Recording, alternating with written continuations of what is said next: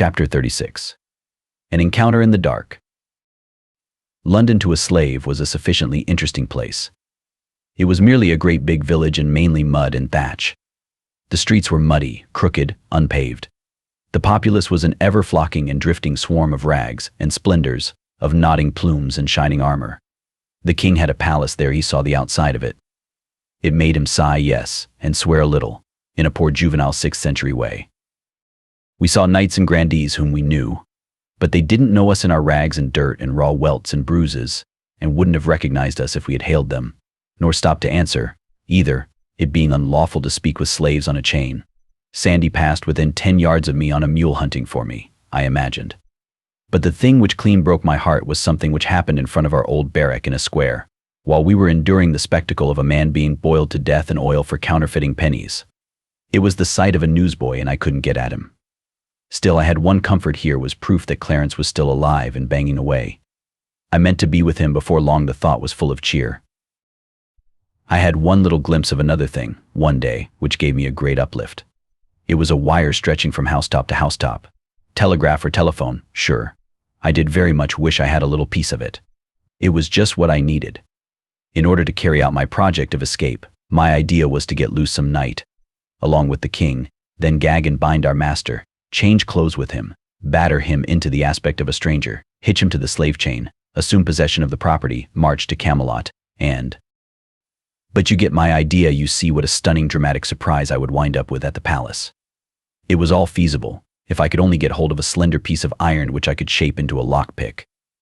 I could then undo the lumbering padlocks with which our chains were fastened whenever I might choose. But I never had any luck. No such thing ever happened to fall in my way. However, my chance came at last. A gentleman who had come twice before to dicker for me, without result, or indeed any approach to a result, came again.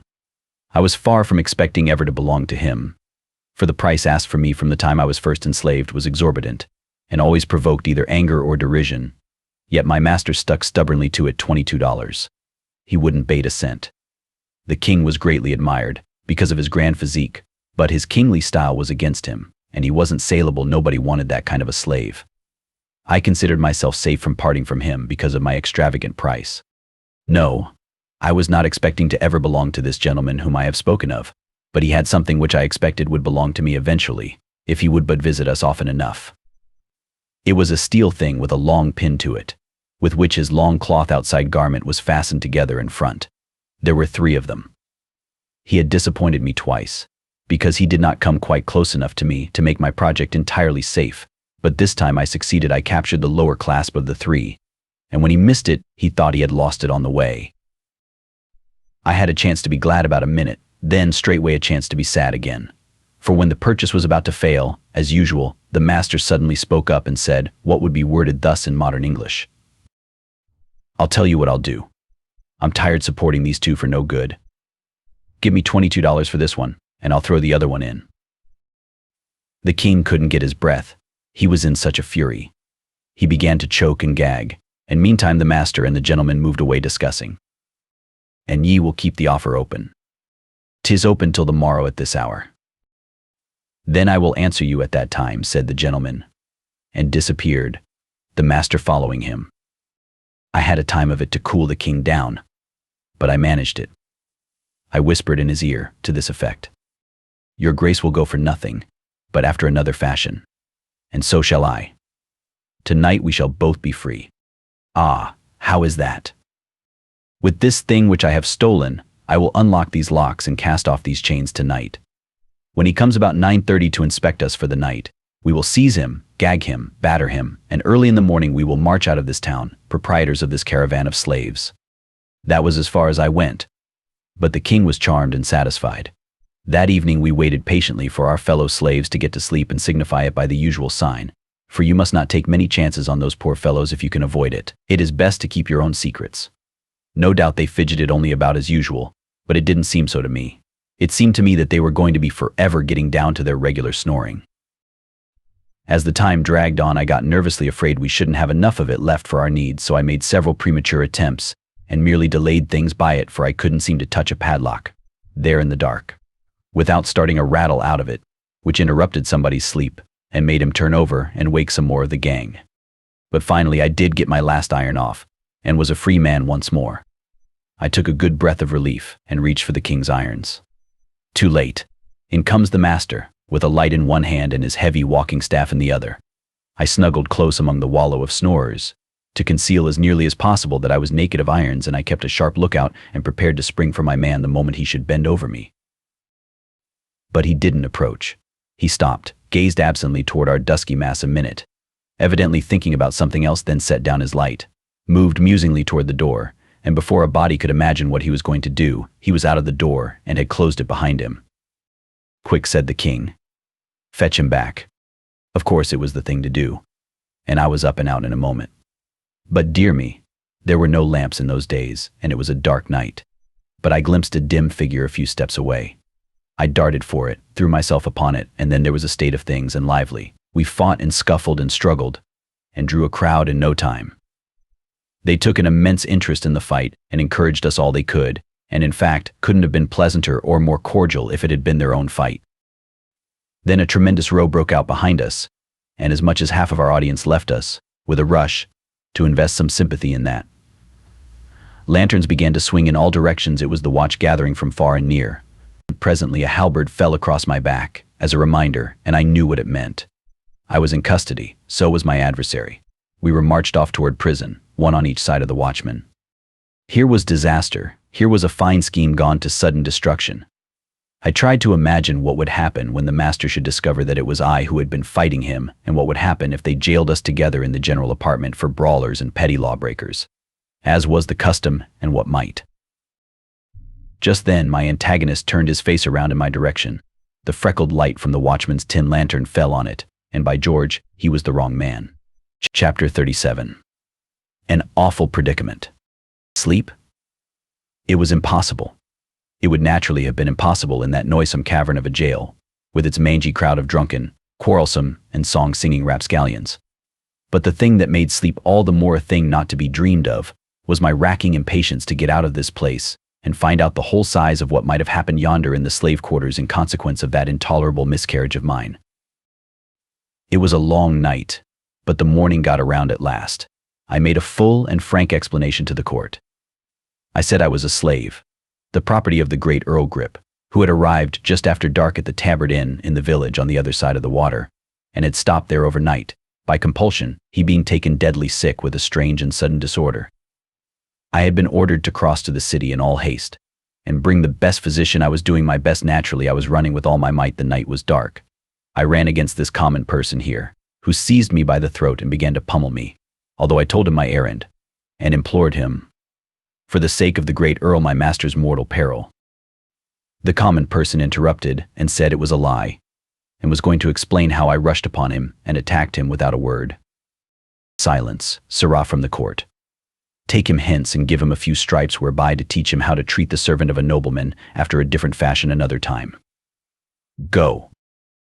Then the court begged my pardon, and hoped I would not fail to tell his lordship it was in no wise the court's fault that this high-handed thing had happened.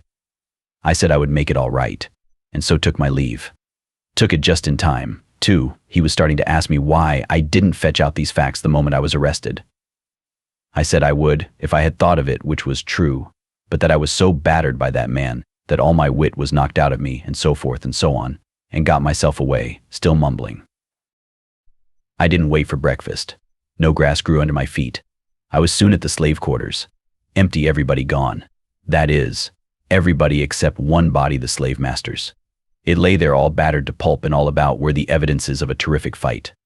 There was a rude board coffin on a cart at the door, and workmen, assisted by the police, were thinning a road through the gaping crowd in order that they might bring it in. I picked out a man humble enough in life to condescend to talk with one so shabby as I, and got his account of the matter. There were 16 slaves here. They rose against their master in the night, and thou seest how it ended. Yes. How did it begin? There was no witness but the slaves. They said the slave that was most valuable got free of his bonds and escaped in some strange way by magic arts, 'twas thought, by reason that he had no key, and the locks were neither broke nor in any wise injured. When the master discovered his loss, he was mad with despair, and threw himself upon his people with his heavy stick, who resisted and brake his back, and in other and divers ways did give him hurts that brought him swiftly to his end. This is dreadful. He will go hard with the slaves, no doubt, upon the trial. Mary, the trial is over. Over. Would they be a week, think you, in the matter so simple? They were not the half of a quarter of an hour at it. Why, I don't see how they could determine which were the guilty ones in so short a time. Which ones? Indeed, they considered not particulars like to that. They condemned them in a body. Wit ye not the law? Which men say the Romans left behind them here when they went, that, if one slave killeth his master, all the slaves of that man must die for it. True. I had forgotten. And when will these die? Belike within a 24 hours, albeit some say they will wait a pair of days more, if peradventure they may find the missing one meantime. The missing one. It made me feel uncomfortable. Is it likely they will find him? Before the day is spent, yes. They seek him everywhere. They stand at the gates of the town, with certain of the slaves who will discover him to them if he cometh, and none can pass out but he will be first examined. Might one see the place where the rest are confined? The outside of it, yes. The inside of it, but ye will not want to see that. I took the address of that prison for future reference, and then sauntered off. At the first second-hand clothing shop I came to, up a back street, I got a rough rig suitable for a common seaman who might be going on a cold voyage, and bound up my face with a liberal bandage, saying I had a toothache. This concealed my worst bruises. It was a transformation. I no longer resembled my former self. Then I struck out for that wire, found it, and followed it to its den. It was a little room over a butcher's shop, which meant that business wasn't very brisk in the telegraphic line. The young chap in charge was drowsing at his table. I locked the door and put the vast key in my bosom. This alarmed the young fellow, and he was going to make a noise, but I said, "Save your wind. If you open your mouth you are dead. Sure, tackle your instrument. Lively now, call Camelot. This doth amaze me. How should such as you know aught of such matters as call Camelot? I am a desperate man. Call Camelot, or get away from the instrument, and I will do it myself. What, you?" "Yes, certainly." "Stop gabbling. Call the palace." He made the call. "Now, then, call Clarence." "Clarence who?" "Do." "Never mind Clarence who. Say you want Clarence, you'll get an answer." He did so. We waited 5 nerve-straining minutes, 10 minutes, how long it did seem. And then came a click that was as familiar to me as a human voice, for Clarence had been my own pupil. "Now, my lad, vacate." They would have known my touch, maybe, and so your call was surest, but I'm all right now. He vacated the place and cocked his ear to listen, but it didn't win. I used a cipher. I didn't waste any time in sociabilities with Clarence, but squared away for business, straight off thus. "The king is here and in danger. We were captured and brought here as slaves. We should not be able to prove our identity, and the fact is, I am not in a position to try. Send a telegram for the palace here which will carry conviction with it." His answer came straight back. "They don't know anything about the telegraph. They haven't had any experience yet. The line to London is so new. Better not venture that. They might hang you. Think up something else." Might hang us. Little he knew how closely he was crowding the facts. I couldn't think up anything for the moment. Then an idea struck me, and I started it along. Send 500 picked knights with Launcelot in the lead, and send them on the jump. Let them enter by the southwest gate, and look out for the man with a white cloth around his right arm. The answer was prompt. "They shall start in half an hour." "All right, Clarence, now tell this lad here that I'm a friend of yours and a deadhead, and that he must be discreet and say nothing about this visit of mine." The instrument began to talk to the youth, and I hurried away. I fell to ciphering. In half an hour it would be 9 o'clock. Knights and horses in heavy armor couldn't travel very fast. These would make the best time they could.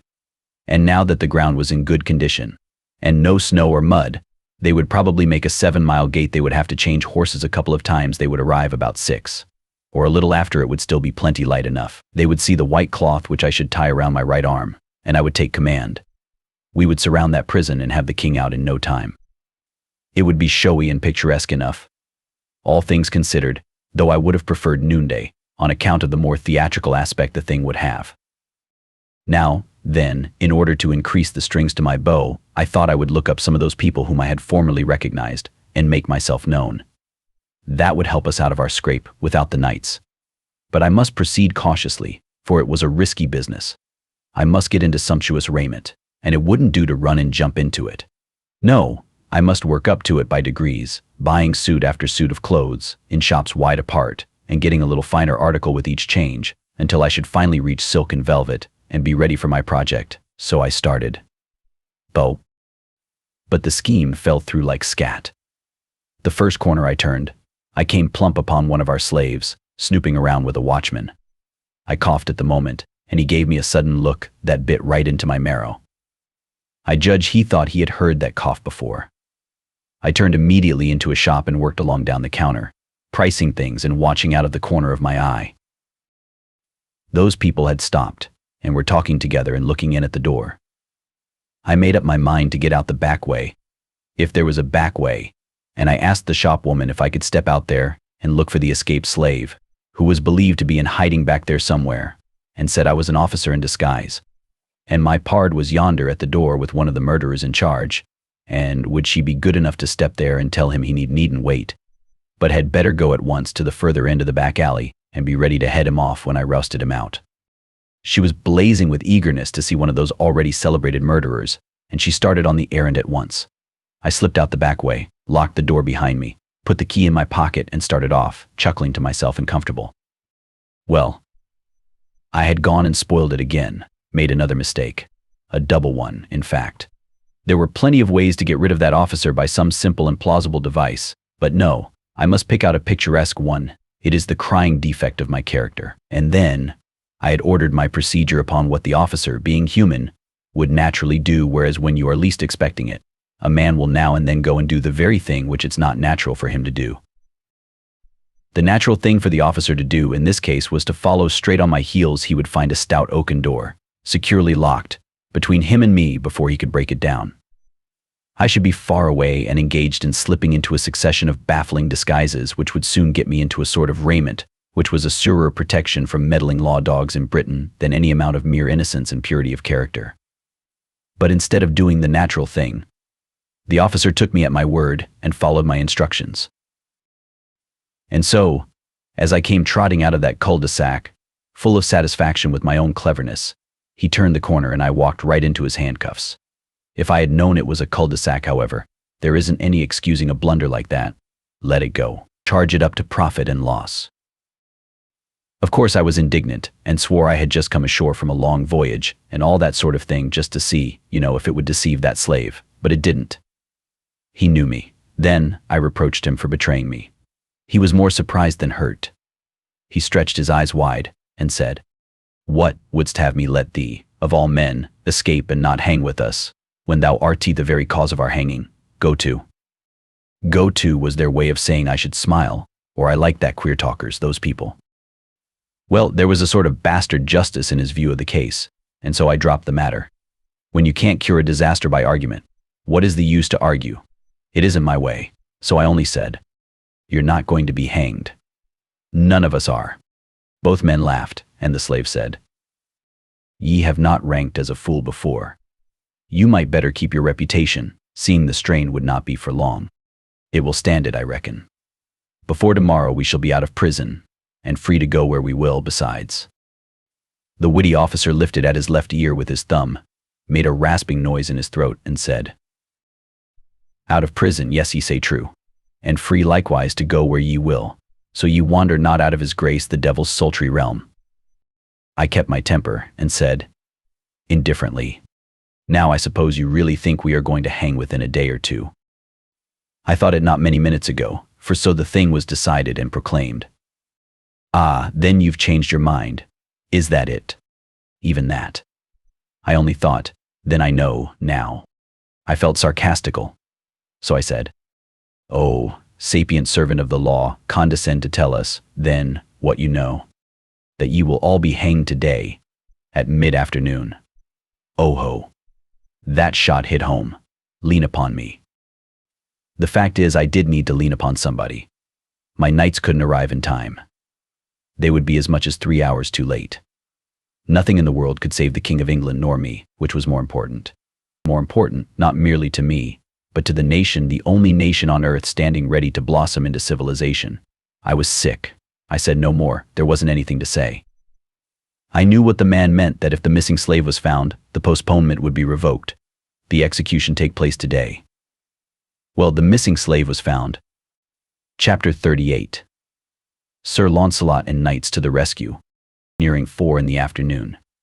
The scene was just outside the walls of London. A cool, comfortable, superb day with a brilliant sun, the kind of day to make one want to live, not die. The multitude was prodigious and far-reaching, and yet we 15 poor devils hadn't a friend in it. There was something painful in that thought. Look at it how you might.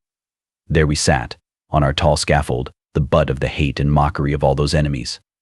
We were being made a holiday spectacle. They had built a sort of grandstand for the nobility and gentry, and these were there in full force, with their ladies. We recognized a good many of them.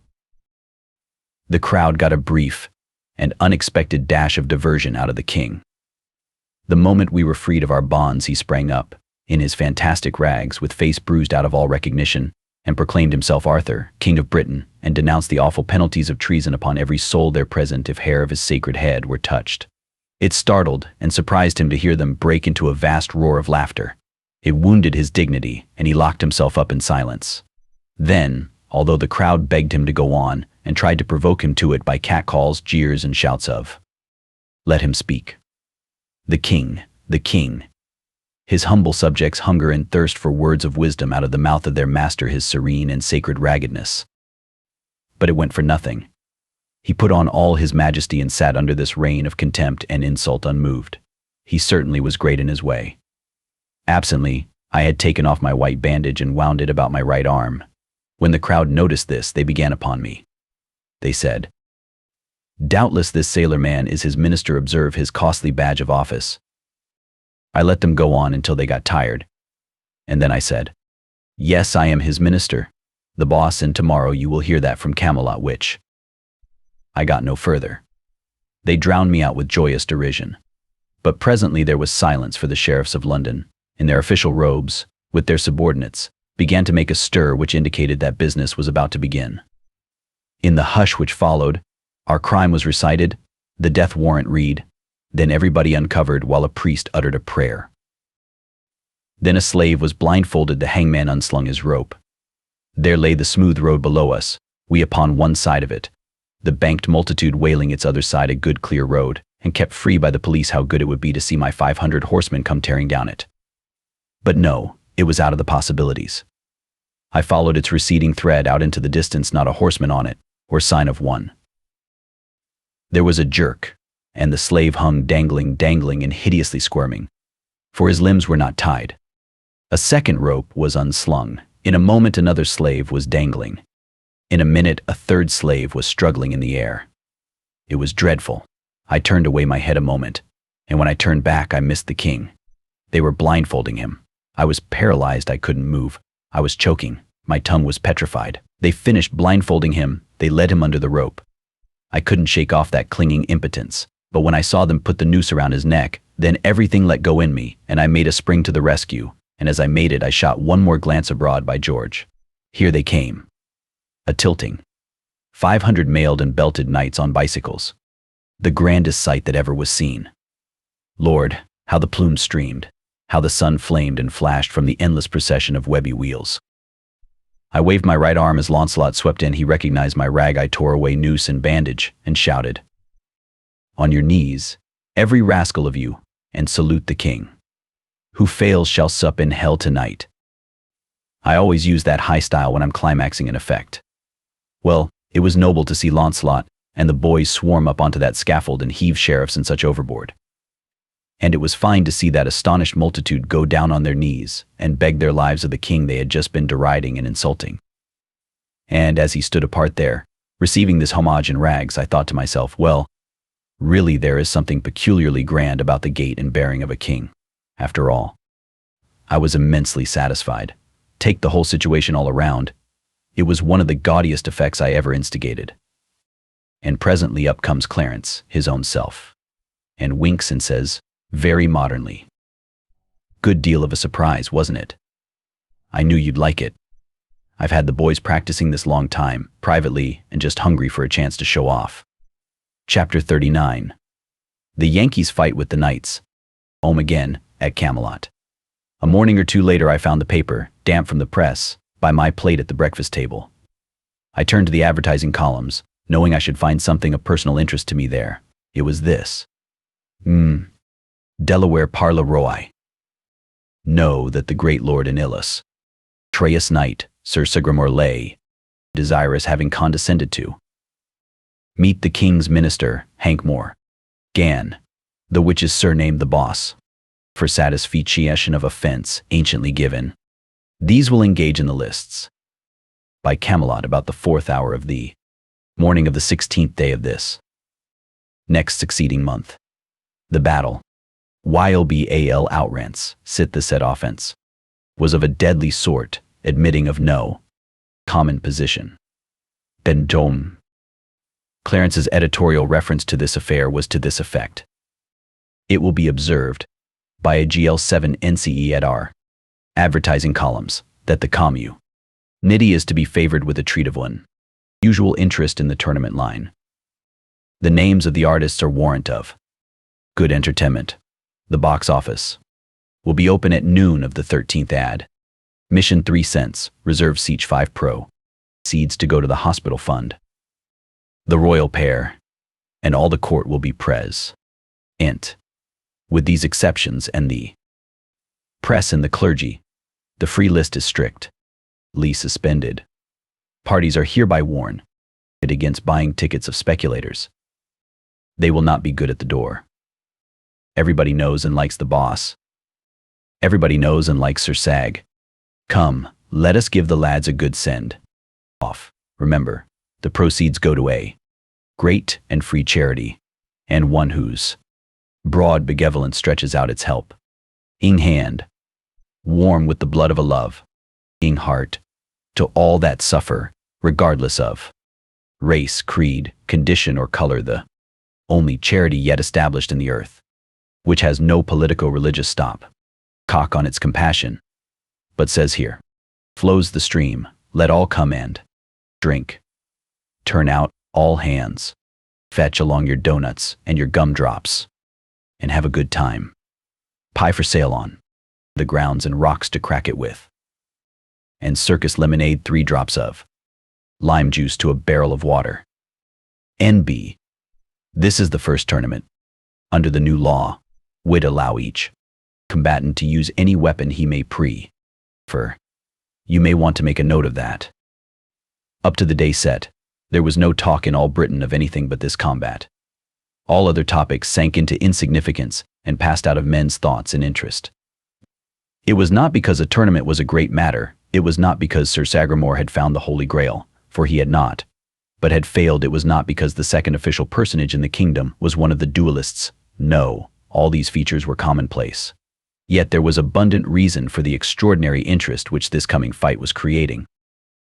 It was born of the fact that all the nation knew that this was not to be a duel between mere men, so to speak, but a duel between 2 mighty magicians, a duel not of muscle but of mind, not of human skill but of superhuman art and craft.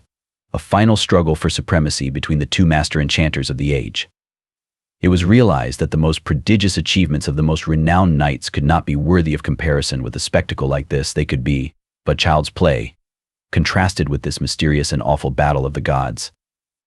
Yes, all the world knew it was going to be in reality a duel between Merlin and me, a measuring of his magic powers against mine.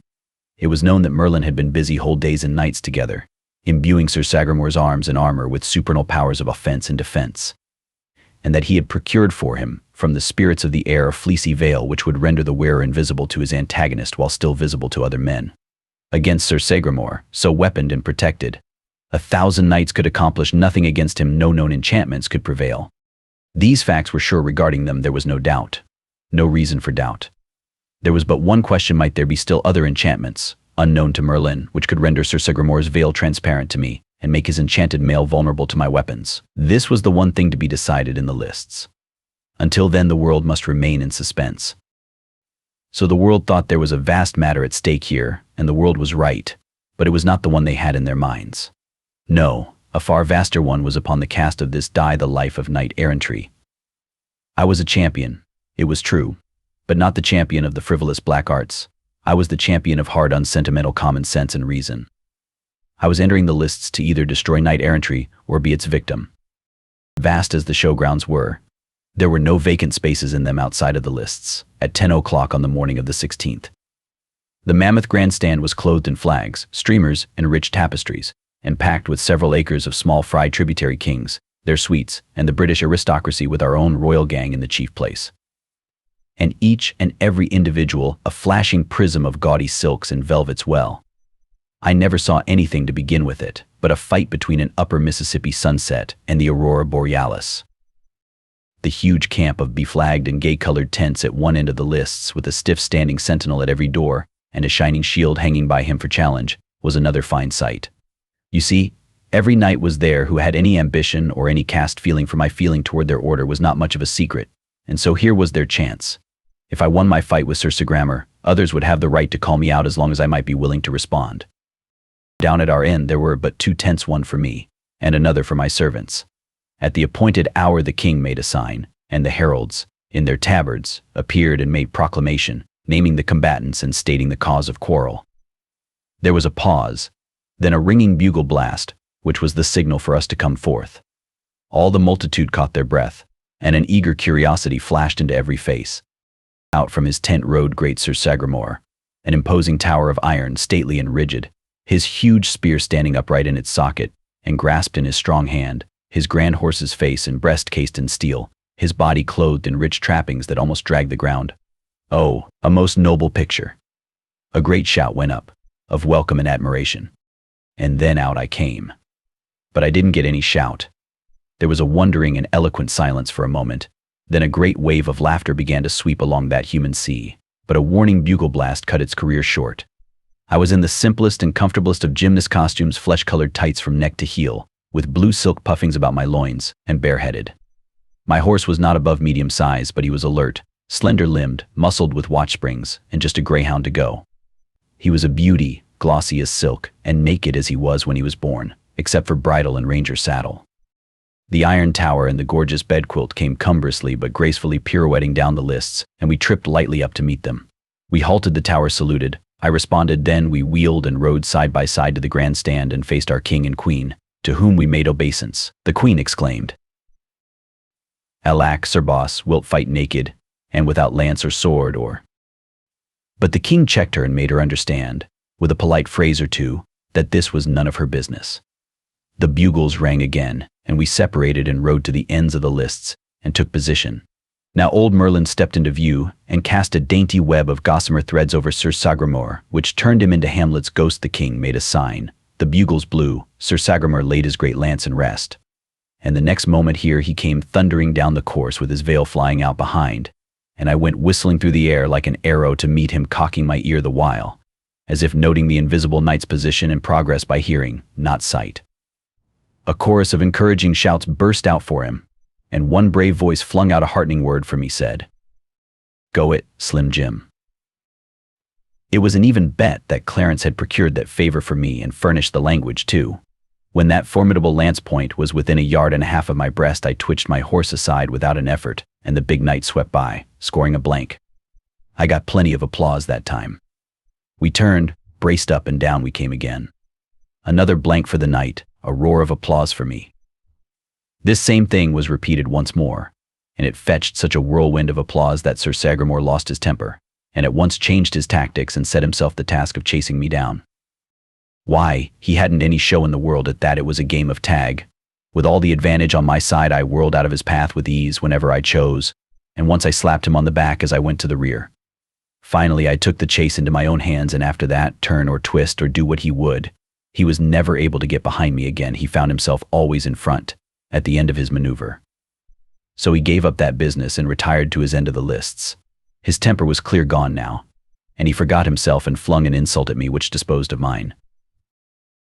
I slipped my lasso from the horn of my saddle and grasped the coil in my right hand.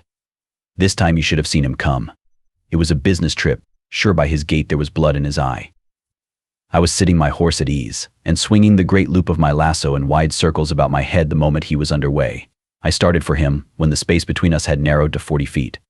I sent the snaky spirals of the rope a-cleaving through the air, then darted aside and faced about and brought my trained animal to a halt with all his feet braced under him for a surge. The next moment the rope sprang taut and yanked Sir Sagramor out of the saddle. Great Scott! But there was a sensation. Unquestionably, the popular thing in this world is novelty. These people had never seen anything of that cowboy business before, and it carried them clear off their feet with delight. From all around and everywhere, the shout went up. Encore! Encore!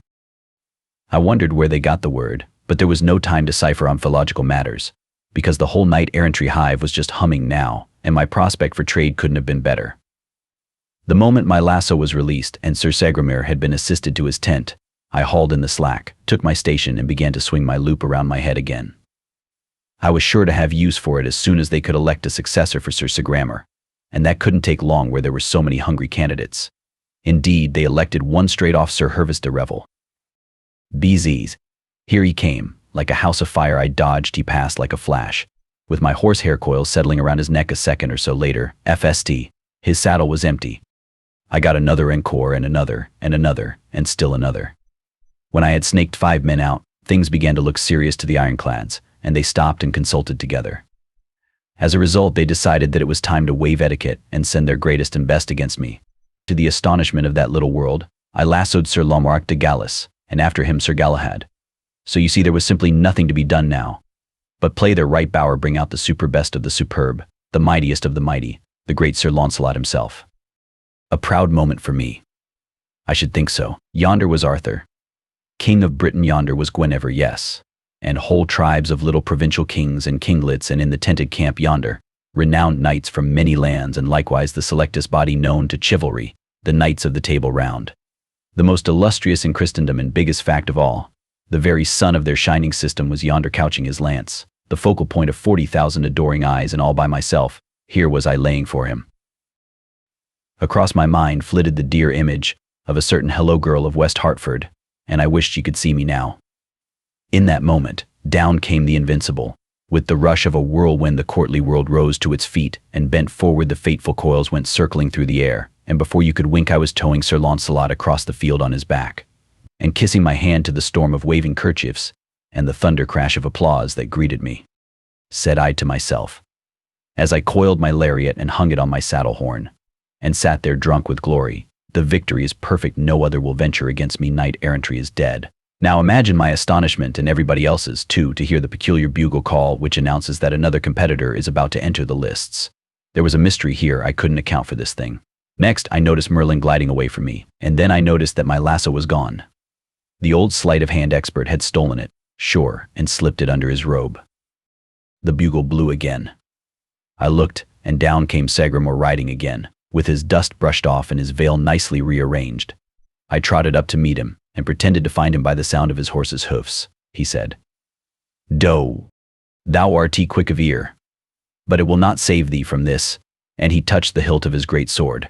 "And ye are not able to see it, because of the influence of the veil. Know that it is no cumbrous lance, but a sword, and I ween ye will not be able to avoid it." His visor was up, there was death in his smile. I should never be able to dodge his sword, that was plain. Somebody was going to die this time. If he got the drop on me, I could name the corpse. We rode forward together and saluted the royalties.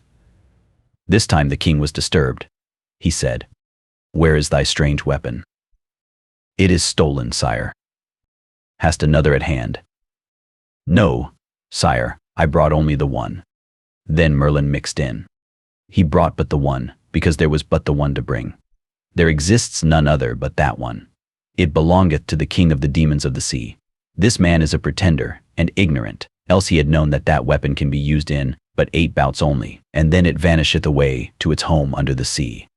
Then is he weaponless, said the king. "Sir Sagramor, ye will grant him leave to borrow." "And I will lend," said Sir Launcelot, limping up. "He is as brave a knight of his hands as any that be on live, and he shall have mine." He put his hand on his sword to draw it, but Sir Sagramor said, "Stay, it may not be. He shall fight with his own weapons. It was his privilege to choose them and bring them. If he has erred, on his head be it." "Knight," said the king, "thou art overwrought with passionate disorders. Thy mind wouldst kill a naked man. "An he do it, he shall answer it to me," said Sir Launcelot. "I will answer it to any he that desireth," retorted Sir Sagramore hotly. Merlin broke in, rubbing his hands and smiling his low-downest smile of malicious gratification. "'Tis well said, right well said. And 'tis enough of parleying, let my lord the king deliver the battle signal." The king had to yield. The bugle made proclamation, and we turned apart and rode to our stations. There we stood, 100 yards apart, facing each other, rigid and motionless, like horse statues.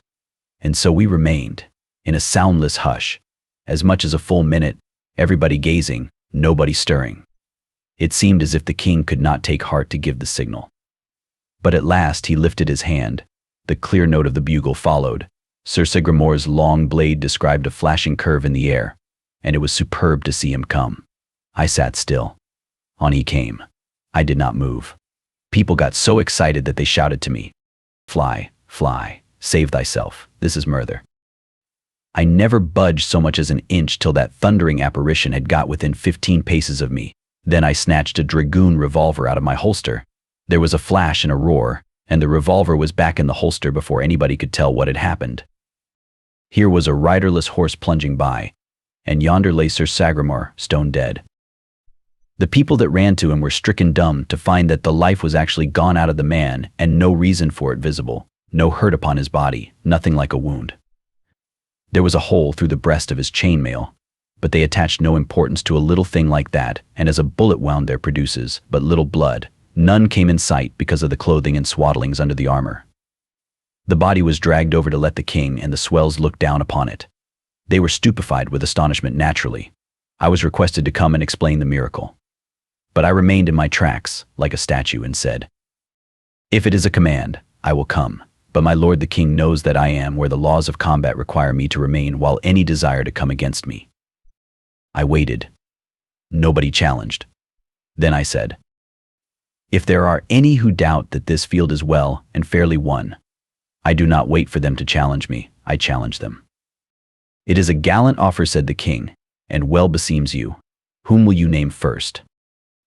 I name none. I challenge all. Here I stand, and dare the chivalry of England to come against me not by individuals, but in mass. What shouted a score of knights? You have heard the challenge. Take it, or I proclaim you recreant knights and vanquished, every one. It was a bluff, you know. At such a time it is sound judgment to put on a bold face and play your hand for 100 times what it is worth 49 times out of 50 nobody dares to call, and you rake in the chips. But just this once well, things looked squally. In just no time, 500 knights were scrambling into their saddles, and before you could wink a widely scattering drove were underway and clattering down upon me. I snatched both revolvers from the holsters and began to measure distances and calculate chances. Bang! One saddle empty. Bang! Another one. Bang bang, and I bagged two. Well, it was nip and tuck with us, and I knew it. If I spent the 11th shot without convincing these people, the 12th man would kill me, sure. And so I never did feel so happy as I did when my 9th downed its man, and I detected the wavering in the crowd which is premonitory of panic. An instant loss now could knock out my last chance, but I didn't lose it. I raised both revolvers and pointed them. The halted host stood their ground just about one good square moment, then broke and fled. The day was mine. Knight-errantry was a doomed institution.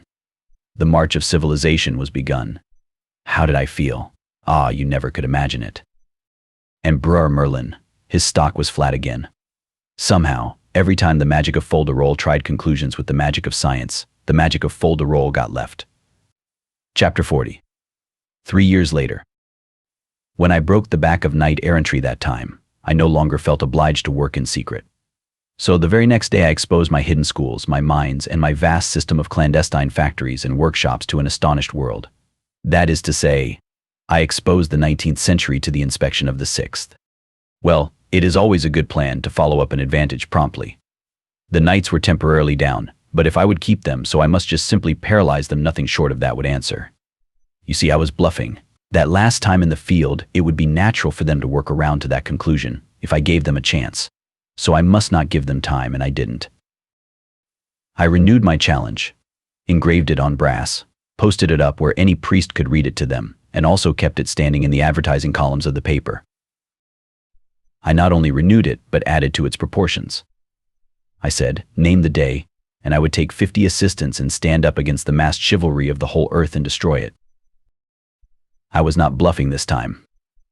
I meant what I said. I could do what I promised. There wasn't any way to misunderstand the language of that challenge. Even the dullest of the chivalry perceived that this was a plain case of put up, or shut up. They were wise and did the latter. In all the next 3 years they gave me no trouble worth mentioning. Consider the 3 years sped. Now look around on England. A happy and prosperous country, and strangely altered. Schools everywhere, and several colleges, a number of pretty good newspapers. Even authorship was taking a start. Sir Dinadan the humorist was first in the field, with a volume of gray-headed jokes which I had been familiar with during 13 centuries. If he had left out that old rancid one about the lecturer, I wouldn't have said anything, but I couldn't stand that one. I suppressed the book and hanged the author. Slavery was dead and gone. All men were equal before the law. Taxation had been equalized. The telegraph, the telephone, the phonograph, the typewriter, the sewing machine, and all the 1,000 willing and handy servants of steam and electricity were working their way into favor. We had a steamboat or two on the Thames, we had steam warships, and the beginnings of a steam commercial marine. I was getting ready to send out an expedition to discover America. We were building several lines of railway, and our line from Camelot to London was already finished and in operation. I was shrewd enough to make all offices connected with the passenger service places of high and distinguished honor. My idea was to attract the chivalry and nobility, and make them useful and keep them out of mischief. The plan worked very well. The competition for the places was hot. The conductor of the 4.33 express was a duke. There wasn't a passenger conductor on the line below the degree of earl. They were good men, everyone, but they had 2 defects which I couldn't cure, and so had to wink at. They wouldn't lay aside their armor, and they would knock down fare, rob the company. There was hardly a knight in all the land who wasn't in some useful employment. They were going from end to end of the country in all manner of useful missionary capacities. Their penchant for wandering, and their experience in it, made them altogether the most effective spreaders of civilization we had. They went clothed in steel and equipped with sword and lance and battle axe, and if they couldn't persuade a person to try a sewing machine on the installment plan, or a melodeon, or a barbed wire fence, or a prohibition journal, or any of the other 1,001 things they canvassed for, they removed him and passed on. I was very happy. Things were working steadily toward a secretly longed for point. You see, I had 2 schemes in my head which were the vastest of all my projects. The one was to overthrow the Catholic Church and set up the Protestant faith on its ruins, not as an established church, but a go-as-you-please one, and the other project was to get a decree issued by and by, commanding that upon Arthur's death unlimited suffrage should be introduced, and given to men and women alike, at any rate to all men, wise or unwise, and to all mothers who at middle age should be found to know nearly as much as their sons at 21. Arthur was good for 30 years yet, he being about my own age, that is to say, 40, and I believed that in that time I could easily have the active part of the population of that day ready and eager for an event which should be the first of its kind in the history of the world, a rounded and complete governmental revolution, without bloodshed. The result to be a republic. Well, I may as well confess, though I do feel ashamed when I think of it, I was beginning to have a base hankering to be its first president myself. Yes, there was more or less human nature in me, I found that out. Clarence was with me as concerned the revolution, but in a modified way. His idea was a republic, without privileged orders, but with a hereditary royal family at the head of it, instead of an elective chief magistrate. He believed that no nation that had ever known the joy of worshipping a royal family could ever be robbed of it, and not fade away and die of melancholy. I urged that kings were dangerous, he said, then have cats. He was sure that a royal family of cats would answer every purpose. They would be as useful as any other royal family, they would know as much, they would have the same virtues and the same treacheries, the same disposition to get up shindies with other royal cats. They would be laughably vain and absurd and never know it. They would be wholly inexpensive finally. They would have as sound a divine right as any other royal house. And Tom VII, or Tom XI, or Tom XIV by the grace of God King, would sound as well as it would, when applied to the ordinary royal tomcat with tights on. And as a rule, said he, in his neat modern English, the character of these cats would be considerably above the character of the average king, and this would be an immense moral advantage to the nation, for the reason that a nation always models its morals after its monarchs is. The worship of royalty being founded in unreason, these graceful and harmless cats would easily become as sacred as any other royalties, and indeed more so, because it would presently be noticed that they hanged nobody, beheaded nobody, imprisoned nobody, inflicted no cruelties or injustices of any sort, and so must be worthy of a deeper love and reverence than the customary human king, and would certainly get it. The eyes of the whole harried world would soon be fixed upon this humane and gentle system, and royal butchers would presently begin to disappear. Their subjects would fill the vacancies with catlings. From our own royal house we should become a factory. We should supply the thrones of the world. Within 40 years all Europe would be governed by cats, and we should furnish the cats. The reign of universal peace would begin then, to end no more forever. Me-e-e-ow, oh-ow-ow-ow, seti. Wow. Hang him. I supposed he was in earnest, and was beginning to be persuaded by him, until he exploded that cat howl and startled me almost out of my clothes. But he never could be in earnest. He didn't know what it was. He had pictured a distinct and perfectly rational and feasible improvement upon constitutional monarchy, but he was too feather-headed to know it, or care anything about it, either. I was going to give him a scolding, but Sandy came flying in at that moment, wild with terror, and so choked with sobs that for a minute she could not get her voice. I ran and took her in my arms, and lavished caresses upon her, and said, beseechingly, "Speak, darling, speak. What is it?" Her head fell limp upon my bosom, and she gasped, almost inaudibly, "Hello, Central." Quick, I shouted to Clarence, telephone the king's homeopath to come. In 2 minutes I was kneeling by the child's crib, and Sandy was dispatching servants here, there, and everywhere, all over the palace. I took in the situation almost at a glance. Membranous croup. I bent down and whispered, "Wake up, sweetheart." "Hello, Central." She opened her soft eyes languidly, and made out to say, "Papa." That was a comfort. She was far from dead yet. I sent for preparations of sulfur. I rousted out the croup kettle myself, for I don't sit down and wait for doctors when Sandy or the child is sick. I knew how to nurse both of them, and had experience. This little chap had lived in my arms a good part of its small life, and often I could soothe away its troubles and get it to laugh through the tear-dews on its eyelashes when even its mother couldn't. Sir Launcelot, in his richest armor, came striding along the great hall. Now on his way to the stock board, he was president of the stock board, and occupied the Siege Perilous, which he had bought of Sir Galahad, for the stock board consisted of the Knights of the Round Table, and they used the Round Table for business purposes now. Seats at it were worth, well, you would never believe the figure, so it is no use to state it. Sir Launcelot was a bear, and he had put up a corner in one of the new lines, and was just getting ready to squeeze the shorts today, but what of that? He was the same old Launcelot, and when he glanced in as he was passing the door and found out that his pet was sick, that was enough for him. Bulls and bears might fight it out their own way for all him. He would come right in here and stand by little Hello Central for all he was worth. And that was what he did.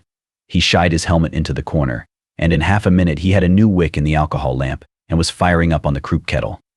By this time Sandy had built a blanket canopy over the crib, and everything was ready. Sir Launcelot got up steam. He and I loaded up the kettle with unslaked lime and carbolic acid, with a touch of lactic acid added thereto, then filled the thing up with water and inserted the steam spout under the canopy. Everything was ship-shape now, and we sat down on either side of the crib to stand our watch. Sandy was so grateful and so comforted that she charged a couple of church wardens with willow bark and sumac tobacco for us, and told us to smoke as much as we pleased. It couldn't get under the canopy, and she was used to smoke, being the first lady in the land who had ever seen a cloud blown.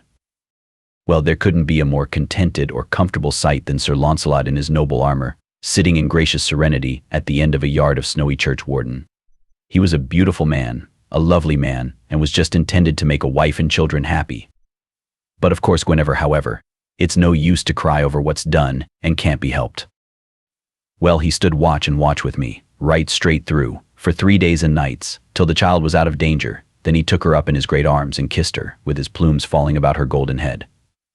Then laid her softly in Sandy's lap again, and took his stately way down the vast hall, between the ranks of admiring men at arms and menials, and so disappeared. And no instinct warned me that I should never look upon him again in this world. Lord, what a world of heartbreak it is. The doctors said we must take the child away, if we would coax her back to health and strength again, and she must have sea air. So we took a man of war, and a suite of 260 persons, and went cruising about, and after a fortnight of this we stepped ashore on the French coast, and the doctors thought it would be a good idea to make something of a stay there. The little king of that region offered us his hospitalities, and we were glad to accept. If he had had as many conveniences as he lacked, We should have been plenty comfortable enough even as it was. We made out very well, in his queer old castle, by the help of comforts and luxuries from the ship. At the end of a month I sent the vessel home for fresh supplies, and for news. We expected her back in 3 or 4 days. She would bring me, along with other news, the result of a certain experiment which I had been starting. It was a project of mine to replace the tournament with something which might furnish an escape for the extra steam of the chivalry, keep those bucks entertained and out of mischief, and at the same time preserve the best thing in them, which was their hearty spirit of emulation. I had had a choice band of them in private training for some time, and the date was now arriving for their first public effort. This experiment was baseball. In order to give the thing vogue from the start, and place it out of the reach of criticism, I chose my nines by rank, not capacity. There wasn't a knight in either team who wasn't a sceptered sovereign. As for material of this sort, there was a glut of it always around Arthur. You couldn't throw a brick in any direction and not cripple a king. Of course, I couldn't get these people to leave off their armor. They wouldn't do that when they bathed. They consented to differentiate the armor, so that a body could tell one team from the other. But that was the most they would do. So one of the teams wore chainmail ulsters, and the other wore plate armor made of my new Bessemer steel. Their practice in the field was the most fantastic thing I ever saw. Being ball-proof, they never skipped out of the way, but stood still and took the result when a Bessemer was at the bat and a ball hit him. It would bound 150 yards sometimes. And when a man was running and threw himself on his stomach to slide to his base, it was like an ironclad coming into port. At first I appointed men of no rank to act as umpires, but I had to discontinue that. These people were no easier to please than other nines. The umpire's first decision was usually his last. They broke him in two with a bat, and his friends toted him home on a shutter. When it was noticed that no umpire ever survived a game, umpiring got to be unpopular. So I was obliged to appoint somebody whose rank and lofty position under the government would protect him. Here are the names of the nines. Bessemer's ulsters. King Arthur, Emperor Lucius, King Lot of Lothian, King Logris, King of North Gallus, King Marhalt of Ireland, King Marcel, King Morganor, King of Little Britain, King Mark of Cornwall, King Labor, King Nantras of Garlet, King Pelham of Lycingese, King Meliodas of Lyons, King Bagdemagus, King of the Lake, King Tolim Laphaintes, the Sodan of Syria, Umpire Clarence. The first public game would certainly draw 50,000 people, and for solid fun would be worth going around the world to see. Everything would be favorable. It was balmy and beautiful spring weather now, and nature was all tailored out in her new clothes. Chapter 41. The Interdict. However, my attention was suddenly snatched from such matters. Our child began to lose ground again, and we had to go to sitting up with her. Her case became so serious. We couldn't bear to allow anybody to help in this service, so we two stood watch and watch, day in and day out. Ah, Sandy, what a right heart she had, how simple, and genuine, and good she was. She was a flawless wife and mother, and yet I had married her for no other particular reasons, except that by the customs of chivalry she was my property until some knight should win her from me in the field. She had hunted Britain over for me, had found me at the hanging bout outside of London, and had straightway resumed her old place at my side in the placidest way, and as of right. I was a New Englander, and in my opinion this sort of partnership would compromise her, sooner or later. She couldn't see how. But I cut argument short, and we had a wedding.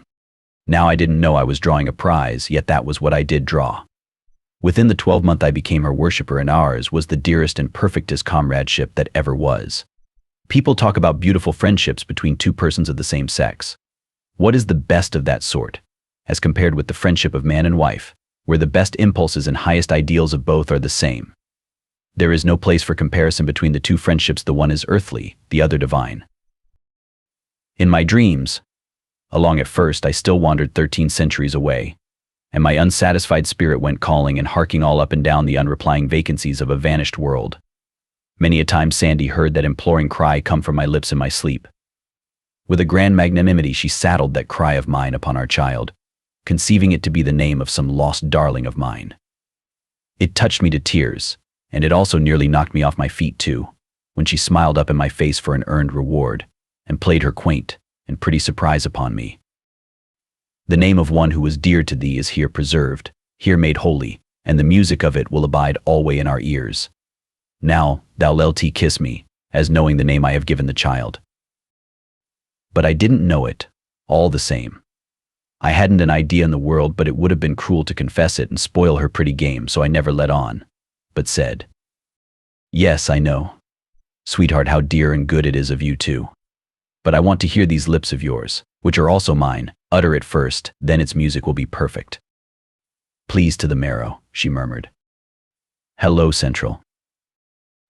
I didn't laugh, I am always thankful for that, but the strain ruptured every cartilage in me, and for weeks afterward I could hear my bones clack when I walked. She never found out her mistake.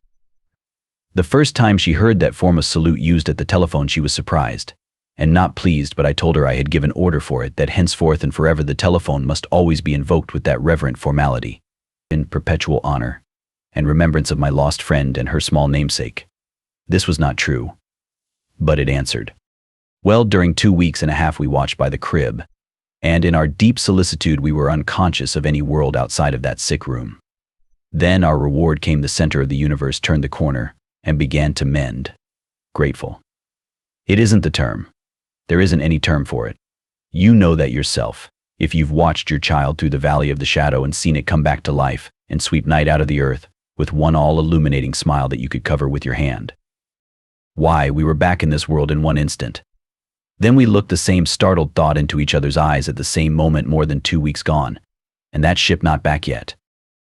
In another minute, I appeared in the presence of my train. They had been steeped in troubled bodings all this time, their faces showed it. I called an escort, and we galloped 5 miles to a hilltop overlooking the sea. Where was my great commerce that so lately had made these glistening expanses populous and beautiful with its white-winged flocks? Vanished, everyone. Not a sail from verge to verge, not a smoke bank, just a dead and empty solitude, in place of all that brisk and breezy life. I went swiftly back, saying not a word to anybody. I told Sandy this ghastly news. We could imagine no explanation that would begin to explain. Had there been an invasion? An earthquake? A pestilence? Had the nation been swept out of existence? But guessing was profitless. I must go at once. I borrowed the King's Navy, a ship no bigger than a steam launch, and was soon ready. The parting, yes, that was hard. As I was devouring the child with last kisses, it brisked up and jabbered out its vocabulary. The first time in more than 2 weeks, and it made fools of us for joy. The darling mispronunciations of childhood. Dear me, there's no music that can touch it, and how one grieves when it wastes away and dissolves into correctness, knowing it will never visit his bereaved ear again. Well, how good it was to be able to carry that gracious memory away with me. I approached England the next morning, with the wide highway of salt water all to myself. There were ships in the harbor, at Dover, but they were naked as to sails, and there was no sign of life about them. It was Sunday, yet at Canterbury the streets were empty. Strangest of all, there was not even a priest in sight, and no stroke of a bell fell upon my ear. The mournfulness of death was everywhere. I couldn't understand it. At last, in the further edge of that town, I saw a small funeral procession, just a family, and a few friends following a coffin. No priest, a funeral without bell, book, or candle. There was a church there close at hand, but they passed it by weeping, and did not enter it. I glanced up at the belfry, and there hung the bell, shrouded in black, and its tongue tied back. Now I knew. Now I understood the stupendous calamity that had overtaken England. Invasion? Invasion is a triviality to it. It was the interdict. I asked no questions. I didn't need to ask any. The church had struck. The thing for me to do was to get into a disguise and go warily. One of my servants gave me a suit of clothes, and when we were safe beyond the town I put them on, and from that time I traveled alone. I could not risk the embarrassment of company. A miserable journey, a desolate silence everywhere, even in London itself. Traffic had ceased. Men did not talk or laugh or go in groups, or even in couples. They moved aimlessly about, each man by himself, with his head down and woe and terror at his heart. The towers showed recent war scars. Verily, much had been happening. Of course, I meant to take the train for Camelot. Train. Why, the station was as vacant as a cavern. I moved on. The journey to Camelot was a repetition of what I had already seen. The Monday and the Tuesday differed in no way from the Sunday. I arrived far in the night, from being the best electric lighted town in the kingdom, and the most like a recumbent sun of anything you ever saw. It was become simply a blot upon darkness, that is to say. It was darker and solider than the rest of the darkness, and so you could see it a little better. It made me feel as if maybe it was symbolical, a sort of sign that the church was going to keep the upper hand now, and snuff out all my beautiful civilization just like that. I found no life stirring in the somber streets. I groped my way with a heavy heart. The vast castle loomed black upon the hilltop, not a spark visible about it. The drawbridge was down, the great gate stood wide. I entered without challenge, my own heels making the only sound I heard, and it was sepulchral enough, in those huge vacant courts. Chapter 42. War. I found Clarence alone in his quarters. Drowned in melancholy, and in place of the electric light, he had reinstituted the ancient rag lamp, and sat there in a grisly twilight, with all curtains drawn tight. He sprang up and rushed for me eagerly, saying, "Oh, it's worth 1,000,000,000 milrays to look upon a live person again." He knew me as easily as if I hadn't been disguised at all, which frightened me. One may easily believe that. "Quick, now tell me the meaning of this fearful disaster," I said. "How did it come about?" "Well, if there hadn't been any Queen Guinevere, it wouldn't have come so early, but it would have come anyway. It would have come on your own account by luck. It happened to come on the Queen's and Sir Launcelot's." "Just so. Man, give me the details." "I reckon you will grant that during some years there has been only one pair of eyes in these kingdoms that has not been looking steadily askance at the Queen and Sir Launcelot." "Yes, King Arthur's." "And only one heart that was without suspicion." "Yes, the king's a heart that isn't capable of thinking evil of a friend." "Well, the king might have gone on, still happy and unsuspecting, to the end of his days, but for one of your modern improvements, the stock board. When you left, 3 miles of the London, Canterbury and Dover were ready for the rails, and also ready and ripe for manipulation in the stock market. It was wildcat, and everybody knew it. The stock was for sale at a giveaway. What does Sir Launcelot do but— Yes, I know he quietly picked up nearly all of it for a song, then he bought about twice as much more, deliverable upon call, and he was about to call when I left." "Very well, he did call. The boys couldn't deliver. Oh, he had them, and he just settled his grip and squeezed them. They were laughing in their sleeves over their smartness and selling stock to him at 15 and 16, and along there that wasn't worth 10. Well, when they had laughed long enough on that side of their mouths, they rested up that side by shifting the laugh to the other side. That was when they compromised with the Invincible at 283. Good land. He skinned them alive, and they deserved it anyway. The whole kingdom rejoiced. Well, among the flayed were Sir Agravain and Sir Mordred, nephews to the king. End of the first act. Act second, scene first, an apartment in Carlisle Castle, where the court had gone for a few days hunting. Persons present, the whole tribe of the king's nephews. Mordred and Agravain proposed to call the guileless Arthur's attention to Guinevere and Sir Launcelot. Sir Gawain, Sir Gareth, and Sir Gareth will have nothing to do with it. A dispute ensues. With loud talk in the midst of it enter the king. Mordred and Agravain spring their devastating tale upon him. Tableau. A trap is laid for Launcelot by the king's command, and Sir Launcelot walks into it. He made it sufficiently uncomfortable for the ambushed witnesses, to wit, Mordred, Agravain, and 12 knights of lesser rank, for he killed every one of them but Mordred, but of course that couldn't straighten matters between Launcelot and the king, and didn't. Oh dear, only one thing could result, I see that. War, and the knights of the realm divided into a king's party and a Sir Launcelot's party. Yes, that was the way of it. The king sent the queen to the stake, proposing to purify her with fire.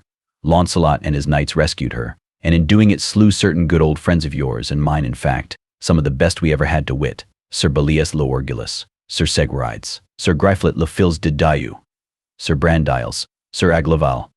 Oh, you tear out my heartstrings. Wait. I'm not done yet. Sir Tor, Sir Gatter, Sir Gillimer. The very best man in my subordinate 9. What a handy right fielder he was. Sir Reynolds' 3 brothers. Sir Damas, Sir Priamus, Sir Kay the Stranger. My peerless shortstop. I've seen him catch a daisy cutter in his teeth. Come, I can't stand this. Sir Dryant, Sir Lambigus, Sir Herminde, Sir Pertilope, Sir Paramones, and whom do you think? Rush, go on. Sir Gaheris, and Sir Gareth both. Oh, incredible. Their love for Launcelot was indestructible. Well, it was an accident.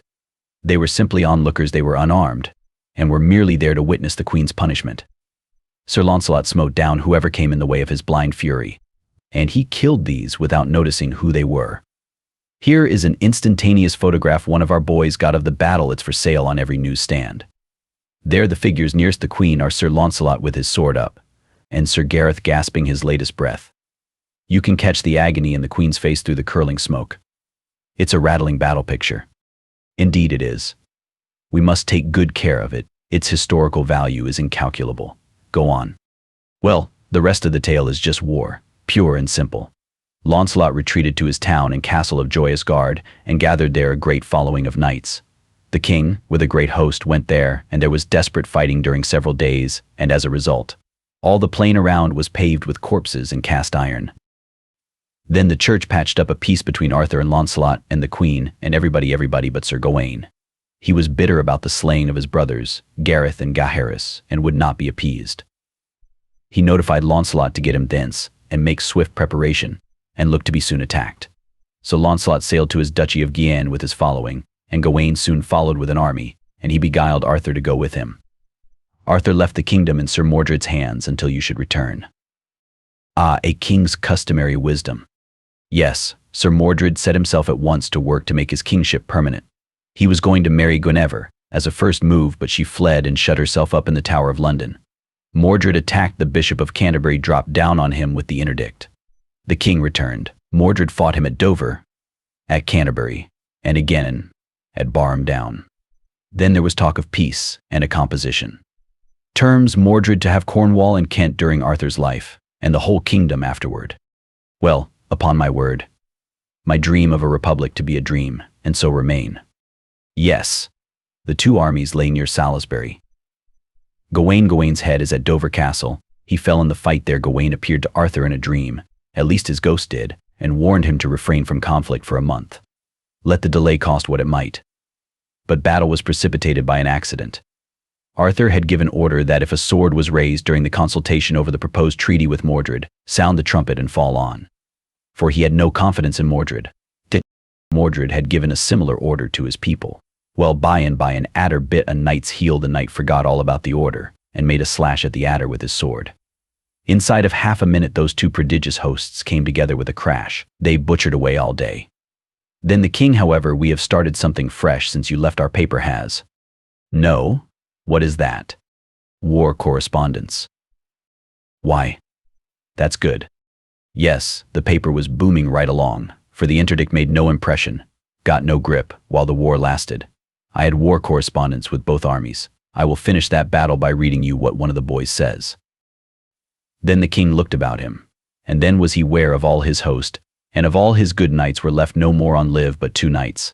That was Sir Lucan de Butlere, and his brother Sir Bedivere, and they were full sore wounded. Jesu mercy, said the king, where are all my noble knights becomen? Alas, that ever I should see this doleful day. For now, said Arthur, I am come to mine end. But would to God that I wist where were that traitor Sir Mordred, that hath caused all this mischief. Then was King Arthur where Sir Mordred leaned upon his sword among a great heap of dead men. Now, give me my spear, said Arthur unto Sir Lucan, for yonder I have espied the traitor that all this woe hath wrought. Sir, let him be, said Sir Lucan, for he is unhappy, and if ye pass this unhappy day, ye shall be right well revenged upon him. Good Lord, remember ye of your night's dream, and what the spirit of Sir Gawain told you this night. Yet God of his great goodness hath preserved you hitherto. Therefore for God's sake, my lord, leave off by this. For blessed be God ye have won the field, for here we be three on live, and with Sir Mordred is none on live. And if ye leave off now, this wicked day of destiny is past. Tide me death, betide me life, saith the king, now I see him yonder alone, he shall never escape mine hands, for at a better avail shall I never have him. God speed you well, said Sir Bedivere. Then the king gat his spear in both his hands, and ran towards Sir Mordred, crying, Traitor, now is thy death day come. And when Sir Mordred heard Sir Arthur, he ran until him with his sword drawn in his hand. And then King Arthur smote Sir Mordred under the shield, with a foin of his spear, throughout the body more than a fathom. And when Sir Mordred felt that he had his death's wound, he thrust himself, with the might that he had, up to the butt of King Arthur's spear. And right so he smote his father Arthur with his sword holden in both his hands, on the side of the head, that the sword pierced the helmet and the brain pan, and therewithal Sir Mordred fell stark dead to the earth. and the noble Arthur fell in a swoon to the earth, and there he swooned oft times. That is a good piece of war correspondence. Clarence, you are a first-rate newspaper man. Well, is the king all right? Did he get well? Poor soul, no. He is dead. I was utterly stunned.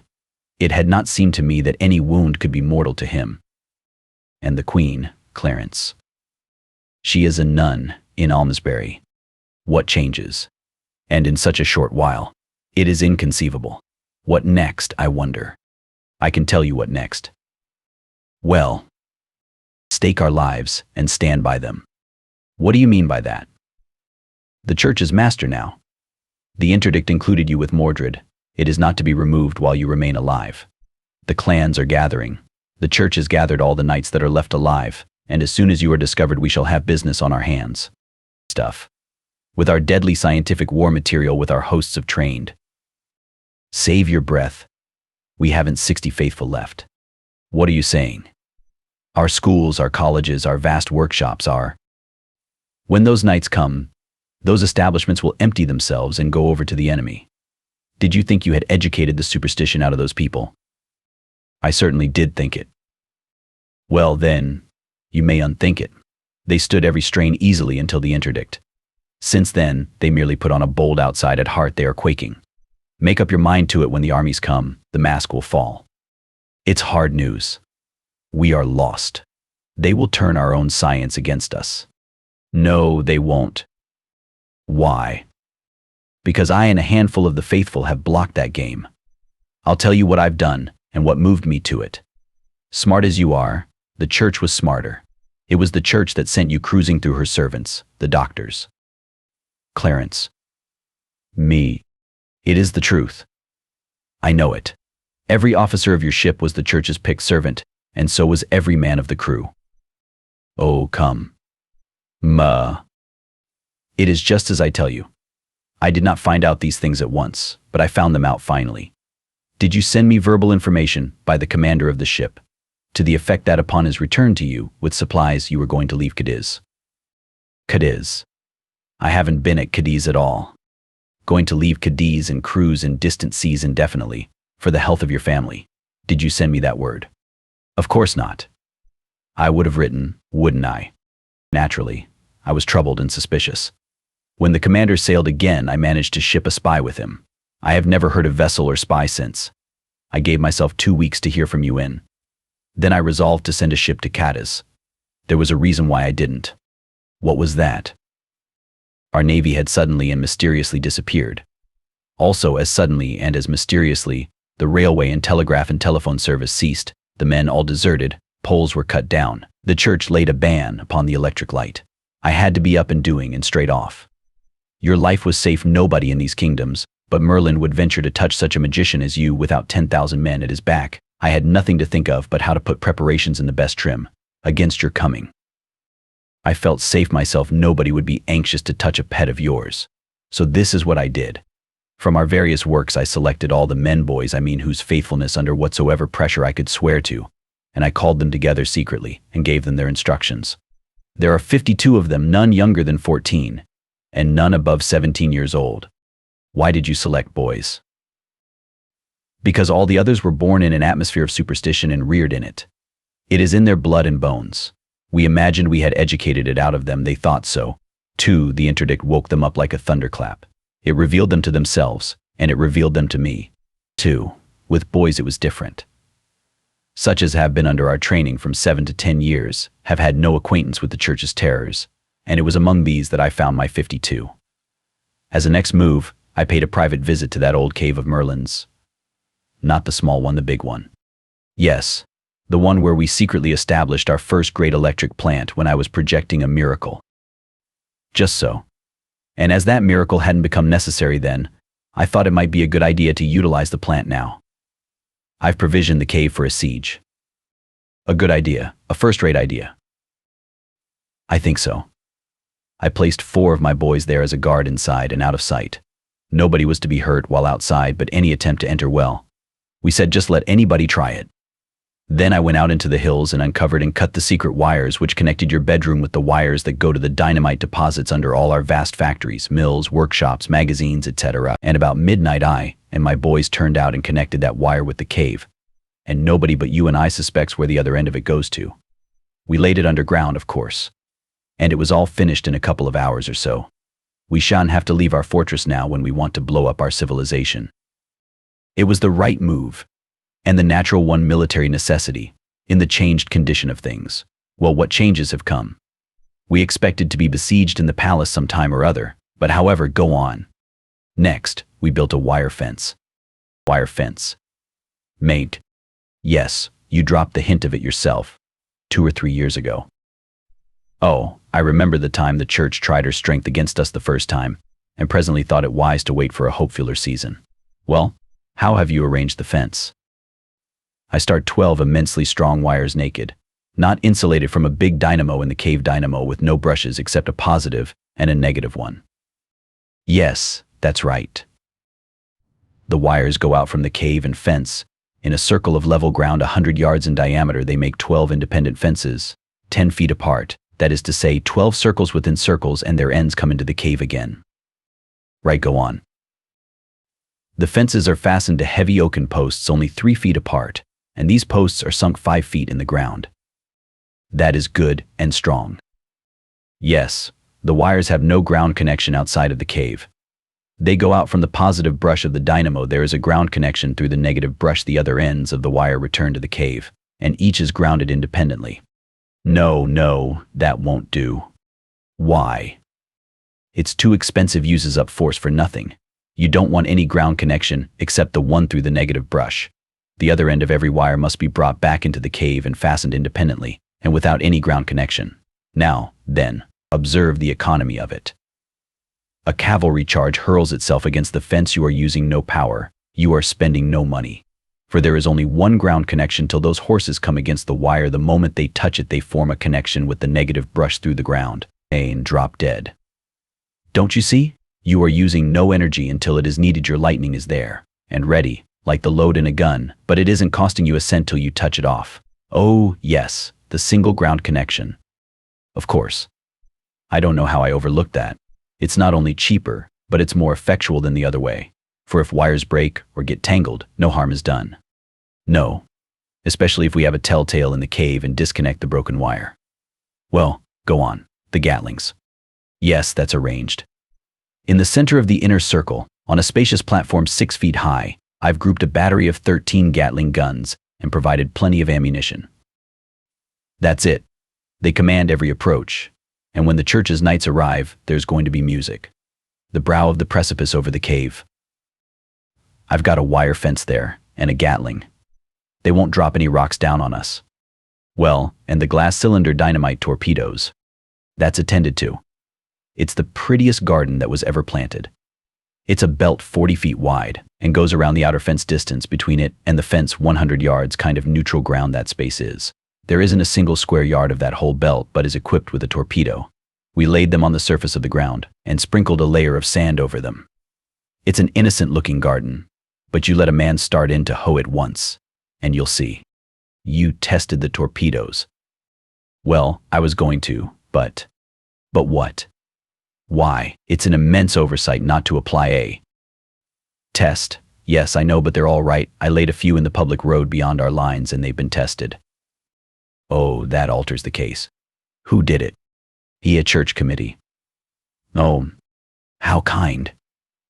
Yes, they came to command us to make submission. You see, they didn't really come to test the torpedoes. That was merely an incident. Did the committee make a report? Yes, they made one. You could have heard it a mile. Unanimous. That was the nature of it.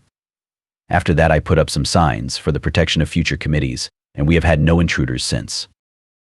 Clarence, you've done a world of work, and done it perfectly. We had plenty of time for it.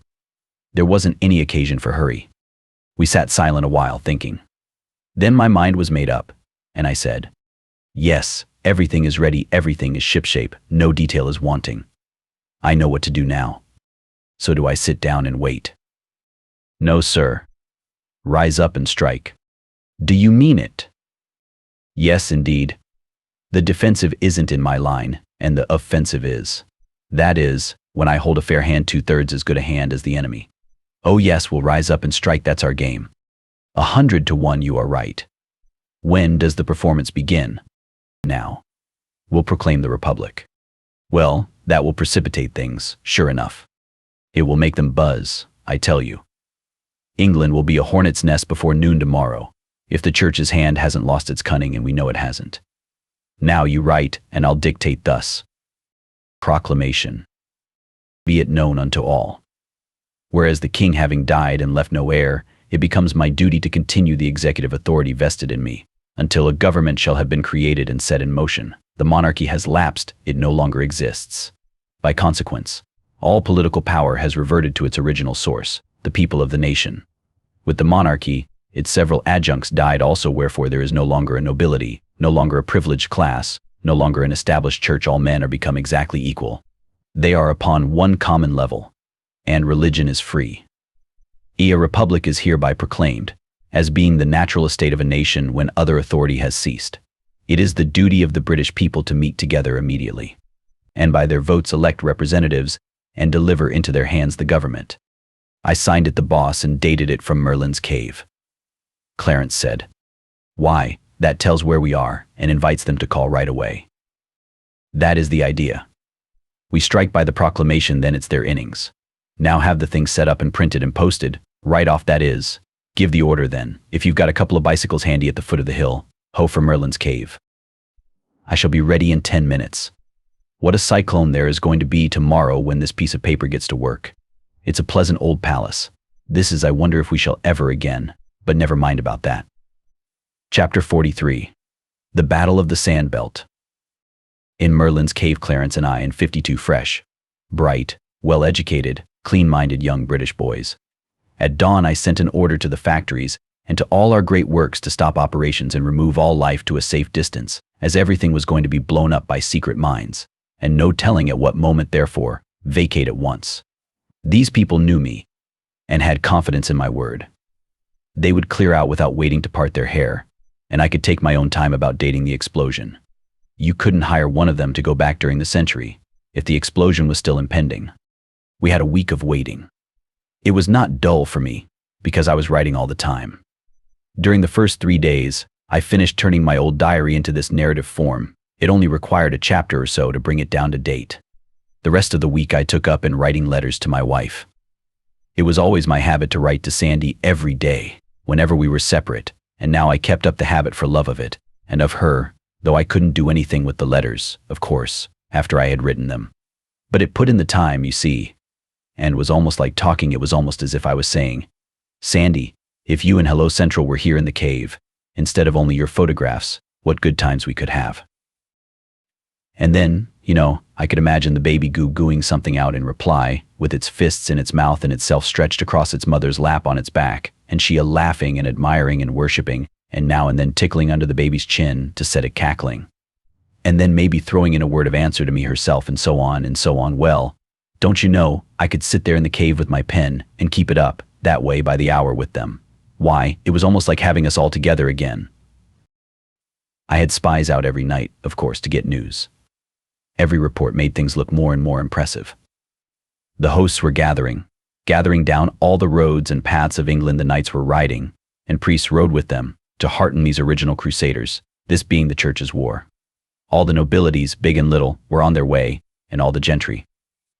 This was all as was expected. We should thin out this sort of folk to such a degree that the people would have nothing to do but just step to the front with their republic, and... Ah, what a donkey I was! Toward the end of the week I began to get this large and disenchanting fact through my head, that the mass of the nation had swung their caps and shouted for the Republic for about 1 day, and there an end. The Church, the nobles, and the gentry then turned one grand, all disapproving frown upon them and shriveled them into sheep. From that moment the sheep had begun to gather to the fold, that is to say, the camps, and offer their valueless lives and their valuable wool to the righteous cause. Why, even the very men who had lately been slaves were in the righteous cause and glorifying it, praying for it, sentimentally slabbering over it, just like all the other commoners. Imagine such human muck as this conceive of this folly. But yes, it was now death to the Republic everywhere, not a dissenting voice. All England was marching against us. Truly, this was more than I had bargained for. I watched my 52 boys narrowly watch their faces, their walk, their unconscious attitudes, for all these are a language given us purposely, that it may betray us in times of emergency, when we have secrets which we want to keep. I knew that that thought would keep saying itself over and over again in their minds and hearts. All England is marching against us.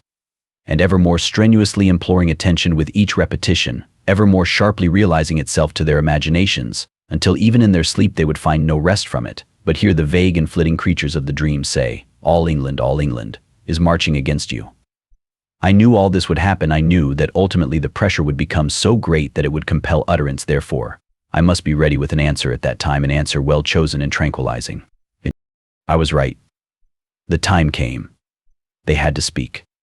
Poor lads, it was pitiful to see. They were so pale, so worn, so troubled. At first their spokesman could hardly find voice or words, but he presently got both. This is what he said, and he put it in the neat modern English taught him in my schools. We have tried to forget what we are, English boys. We have tried to put reason before sentiment, duty before love. Our minds approve, but our hearts reproach us. While apparently it was only the nobility, only the gentry, only the 25 or 30,000 knights left alive out of the late wars, we were of one mind and undisturbed by any troubling doubt. Each and every one of these 52 lads who stand here before you said, they have chosen it as their affair, but think. The matter is altered. All England is marching against us. Oh, sir, consider, reflect. These people are our people. They are bone of our bone, flesh of our flesh. We love them. Do not ask us to destroy our nation. Well, it shows the value of looking ahead and being ready for a thing when it happens. If I hadn't foreseen this thing and been fixed, that boy would have had me. I couldn't have said a word. But I was fixed, I said. My boys, your hearts are in the right place. You have thought the worthy thought. You have done the worthy thing. You are English boys. You will remain English boys, and you will keep that name unsmirched. Give yourselves no further concern. Let your minds be at peace.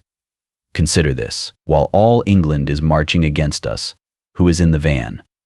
Who, by the commonest rules of war, will march in the front? Answer me. The mounted host of mailed knights. True, they are 30,000 strong. Acres deep they will march. Now, observe, none but they will ever strike the sandbelt. Then, there will be an episode. Immediately after, the civilian multitude in the rear will retire to meet business engagements elsewhere. None but nobles and gentry are knights, and none but these will remain to dance to our music after that episode. It is absolutely true that we shall have to fight nobody but these 30,000 knights. Now speak, and it shall be as you decide. Shall we avoid the battle, retire from the field? No. The shout was unanimous and hearty. Are you well? Afraid of these 30,000 knights? That joke brought out a good laugh. The boys' troubles vanished away, and they went gaily to their posts. Ah, they were a darling 52. As pretty as girls too. I was ready for the enemy now. Let the approaching big day come along, it would find us on deck. The big day arrived on time. At dawn, the sentry on watch in the corral came into the cave and reported a moving black mass under the horizon and a faint sound which he thought to be military music. Breakfast was just ready. We sat down and ate it. This over, I made the boys a little speech and then sent out a detail to man the battery, with Clarence in command of it. The sun rose presently and sent its unobstructed splendors over the land, and we saw a prodigious host moving slowly toward us, with the steady drift and aligned front of a wave of the sea. Nearer and nearer it came, and more sublimely imposing became its aspect. Yes, all England was there, apparently. Soon we could see the innumerable banners fluttering, and then the sun struck the sea of armor and set it all aflash. Yes, it was a fine sight. I hadn't ever seen anything to beat it. At last we could make out details. All the front ranks, no telling how many acres deep, were horsemen, plumed knights in armor. Suddenly we heard the blare of trumpets, the slow walk burst into a gallop, and then, well, it was wonderful to see. Down swept that vast horseshoe wave. It approached the sand belt. My breath stood still. Nearer. Nearer, the strip of green turf beyond the yellow belt grew narrow. Narrower still, became a mere ribbon in front of the horses, then disappeared under their hoofs. Great Scott! Why, the whole front of that host shot into the sky with a thunder crash and became a whirling tempest of rags and fragments, and along the ground lay a thick wall of smoke that hid what was left of the multitude from our sight. Time for the second step in the plan of campaign. I touched a button and shook the bones of England loose from her spine. In that explosion, all our noble civilization factories went up in the air and disappeared from the earth. It was a pity, but it was necessary. We could not afford to let the enemy turn our own weapons against us. Now ensued one of the dullest quarter hours I had ever endured. We waited in a silent solitude enclosed by our circles of wire and by a circle of heavy smoke outside of these. We couldn't see over the wall of smoke, and we couldn't see through it. But at last it began to shred away lazily, and by the end of another quarter hour the land was clear and our curiosity was enabled to satisfy itself. No living creature was in sight. We now perceived that additions had been made to our defenses. The dynamite had dug a ditch more than 100 feet wide, all around us, and cast up an embankment some 25 feet high on both borders of it. As to destruction of life, it was amazing. Moreover, it was beyond estimate. Of course, we could not count the dead, because they did not exist as individuals, but merely as homogeneous protoplasm with alloys of iron and buttons. No life was in sight, but necessarily there must have been some wounded in the rear ranks, who were carried off the field under cover of the wall of smoke. There would be sickness among the others, there always is, after an episode like that. But there would be no reinforcements. This was the last stand of the chivalry of England. It was all that was left of the order, after the recent annihilating wars. So I felt quite safe in believing that the utmost force that could for the future be brought against us would be but small, that is, of knights. I therefore issued a congratulatory proclamation to my army in these words.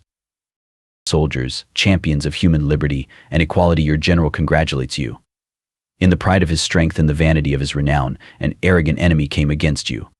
You were ready. The conflict was brief on your side, glorious. This mighty victory, having been achieved utterly without loss, stands without example in history. So long as the planets shall continue to move in their orbits, the Battle of the Sandbelt will not perish out of the memories of men. The Boss. I read it well, and the applause I got was very gratifying to me. I then wound up with these remarks. The war with the English nation, as a nation, is at an end. The nation has retired from the field in the war. Before it can be persuaded to return, the war will have ceased. This campaign is the only one that is going to be fought. It will be brief, the briefest in history, also the most destructive to life, considered from the standpoint of proportion of casualties to numbers engaged. We are done with the nation. Henceforth we deal only with the knights. English knights can be killed, but they cannot be conquered. We know what is before us. While one of these men remains alive, our task is not finished, the war is not ended. We will kill them all. Loud and long continued applause. I picketed the great embankments thrown up around our lines by the dynamite explosion, merely a lookout of a couple of boys to announce the enemy when he should appear again. Next, I sent an engineer and 40 men to a point just beyond our lines on the south, to turn a mountain brook that was there, and bring it within our lines and under our command, arranging it in such a way that I could make instant use of it in an emergency. The 40 men were divided into 2 shifts of 20 each, and were to relieve each other every 2 hours. In 10 hours the work was accomplished. It was nightfall now, and I withdrew my pickets. The one who had had the northern outlook reported a camp in sight, but visible with the glass only. He also reported that a few knights had been feeling their way toward us, and had driven some cattle across our lines, but that the knights themselves had not come very near. That was what I had been expecting. They were feeling us. You see, they wanted to know if we were going to play that red terror on them again. They would grow bolder in the night, perhaps. I believed I knew what project they would attempt, because it was plainly the thing I would attempt myself if I were in their places and as ignorant as they were. I mentioned it to Clarence. I think you are right, said he. It is the obvious thing for them to try. Well then, I said, if they do it, they are doomed. Certainly. Yea. They won't have the slightest show in the world. Of course they won't.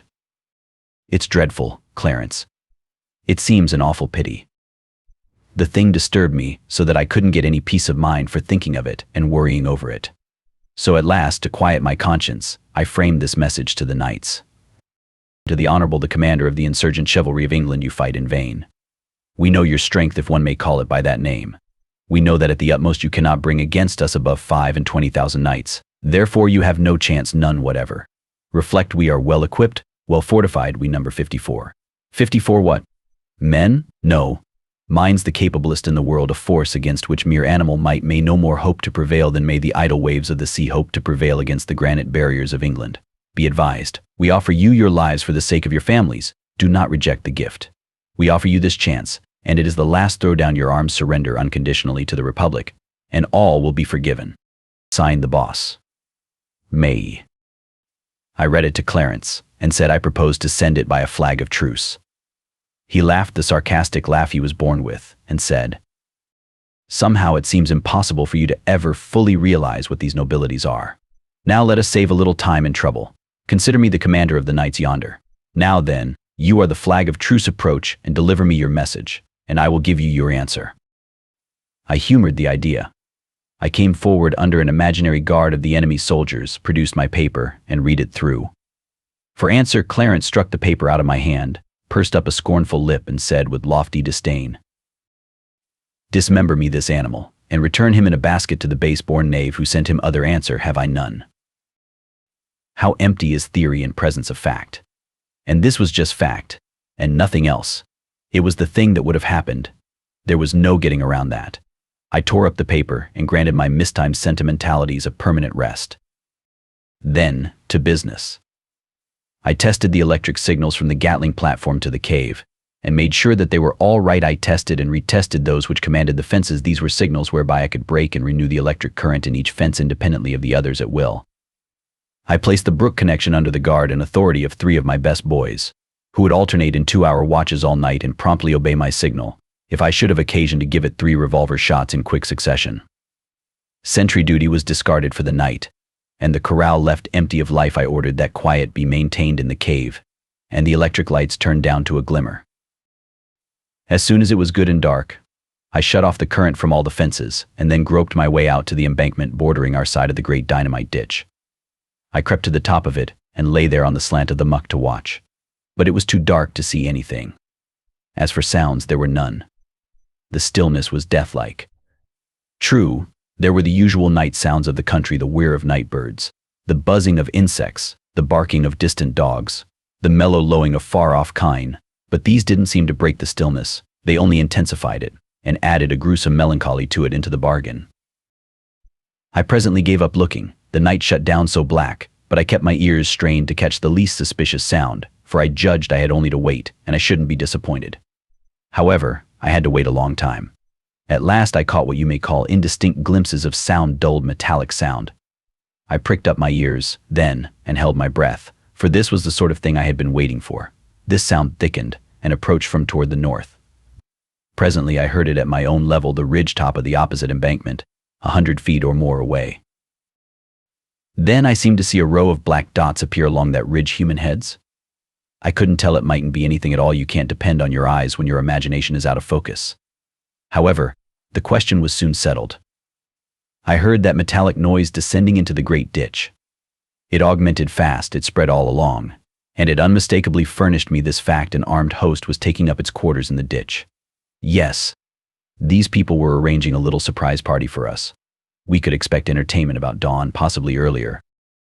I groped my way back to the corral. Now I had seen enough. I went to the platform and signaled to turn the current on to the 2 inner fences. Then I went into the cave and found everything satisfactory there, nobody awake but the working watch. I woke Clarence and told him the great ditch was filling up with men, and that I believed all the knights were coming for us in a body. It was my notion that as soon as dawn approached we could expect the ditch's ambuscaded thousands to swarm up over the embankment and make an assault, and be followed immediately by the rest of their army. Clarence said, "Yeah, they will be wanting to send a scout or 2 in the dark to make preliminary observations. Why not take the lightning off the outer fences and give them a chance?" "I've already done it, Clarence. Did you ever know me to be inhospitable? No, you are a good heart. I want to go and be a reception committee? I will go too." We crossed the corral and lay down together between the 2 inside fences. Even the dim light of the cave had disordered our eyesight somewhat, but the focus straightway began to regulate itself, and soon it was adjusted for present circumstances. We had had to feel our way before, but we could make out to see the fence posts now. We started a whispered conversation, but suddenly Clarence broke off and said, "What is that? What is that? What is what?" "That thing yonder." "What thing where?" "There beyond you, a little piece dark, something, a dull shape of some kind against the second fence." I gazed and he gazed. I said, Could it be a man, Clarence? No, I think not. If you notice, it looks a lit why, it is a man, leaning on the fence. I certainly believe it is. Let us go and see. We crept along on our hands and knees until we were pretty close, and then looked up. Yes, it was a man, a dim great figure in armor, standing erect, with both hands on the upper wire, and of course there was a smell of burning flesh. Poor fellow, dead as a doornail, and never knew what hurt him. He stood there like a statue, no motion about him, except that his plumes swished about a little in the night wind. We rose up and looked in through the bars of his visor, but couldn't make out whether we knew him or not, features too dim and shadowed. We heard muffled sounds approaching, and we sank down to the ground where we were. We made out another knight vaguely. He was coming very stealthily and feeling his way. He was near enough now for us to see him put out a hand, find an upper wire, then bend and step under it and over the lower one. Now he arrived at the first knight and started slightly when he discovered him. He stood a moment, no doubt wondering why the other one didn't move on. Then he said, in a low voice, "Why dreamest thou here, good Sir Mar?" Then he laid his hand on the corpse's shoulder and just uttered a little soft moan and sunk down dead. Killed by a dead man, you see, killed by a dead friend, in fact. There was something awful about it. These early birds came scattering along after each other, about one every 5 minutes in our vicinity, during half an hour. They brought no armor of offense but their swords as a rule. They carried the sword ready in the hand, and put it forward and found the wires with it. We would now and then see a blue spark when the knight that caused it was so far away as to be invisible to us, but we knew what had happened. All the same, poor fellow, he had touched a charged wire with his sword and been electrocuted. We had brief intervals of grim stillness, interrupted with piteous regularity by the clash made by the falling of an ironclad, and this sort of thing was going on, right along, and was very creepy there in the dark and lonesomeness. We concluded to make a tour between the inner fences. We elected to walk upright. For convenience's sake, we argued that if discerned, we should be taken for friends rather than enemies, and in any case we should be out of reach of swords, and these gentry did not seem to have any spears along. Well, it was a curious trip. Everywhere dead men were lying outside the second fence, not plainly visible, but still visible, and we counted 15 of those pathetic statues, dead knights, standing with their hands on the upper wire. One thing seemed to be sufficiently demonstrated: our current was so tremendous that it killed before the victim could cry out. Pretty soon we detected a muffled and heavy sound, and next moment we guessed what it was. It was a surprise in force coming. Whispered Clarence to go and wake the army, and notify it to wait in silence in the cave for further orders. He was soon back, and we stood by the inner fence and watched the silent lightning do its awful work upon that swarming host. One could make out but little of detail, but he could note that a black mass was piling itself up beyond the second fence. That swelling bulk was dead men. Our camp was enclosed with a solid wall of the dead, a bulwark, a breastwork of corpses, you may say. One terrible thing about this thing was the absence of human voices. There were no cheers, no war cries being intent upon a surprise. These men moved as noiselessly as they could, and always when the front rank was near enough to their goal to make it proper for them to begin to get a shout ready. Of course they struck the fatal line and went down without testifying. I sent a current through the third fence now, and almost immediately through the fourth and fifth. So quickly were the gaps filled up. I believed the time was come now for my climax. I believed that that whole army was in our trap. Anyway, it was high time to find out. So I touched a button and set 50 electric suns aflame on the top of our precipice. Land, what a sight! We were enclosed in 3 walls of dead men. All the other fences were pretty nearly filled with the living, who were stealthily working their way forward through the wires. The sudden glare paralyzed this host, petrified them, you may say. With astonishment, there was just one instant for me to utilize their immobility in, and I didn't lose the chance. You see, in another instant they would have recovered their faculties. Then they'd have burst into a cheer and made a rush, and my wires would have gone down before it, but that lost instant lost them their opportunity forever, while even that slight fragment of time was still unspent. I shot the current through all the fences and struck the whole host dead in their tracks. There was a groan you could hear. It voiced the death pang of 11,000 men. It swelled out on the night with awful pathos. A glance showed that the rest of the enemy, perhaps 10,000 strong, were between us and the encircling ditch and pressing forward to the assault. Consequently, we had them all, and had them past help. Time for the last act of the tragedy. I fired the 3 appointed revolver shots, which meant, turn on the water. There was a sudden rush and roar, and in a minute the mountain brook was raging through the big ditch and creating a river 100 feet wide and 25 deep. Stand to your guns, men. Open fire. The 13 Gatlings began to vomit death into the fated 10,000. They halted, they stood their ground a moment against that withering deluge of fire. Then they broke, faced about and swept toward the ditch like chaff before a gale. A full fourth part of their force never reached the top of the lofty embankment. The 3/4 reached it and plunged over to death by drowning. Within 10 short minutes after we had opened fire, armed resistance was totally annihilated. The campaign was ended. We 54 were masters of England. 25,000 men lay dead around us. But how treacherous is fortune. In a little while, say an hour, happened a thing, by my own fault, but I have no heart to write that. Let the record end here. Chapter 44. A postscript by Clarence. I, Clarence, must write it for him. He proposed that we two go out and see if any help could be accorded the wounded. I was strenuous against the project. I said that if there were many, we could do but little for them, and it would not be wise for us to trust ourselves among them, anyway. But he could seldom be turned from a purpose once formed, so we shut off the electric current from the fences, took an escort along, climbed over the enclosing ramparts of dead knights, and moved out upon the field. The first wounded Mall, who appealed for help, was sitting with his back against a dead comrade. When the boss bent over him and spoke to him, the man recognized him and stabbed him.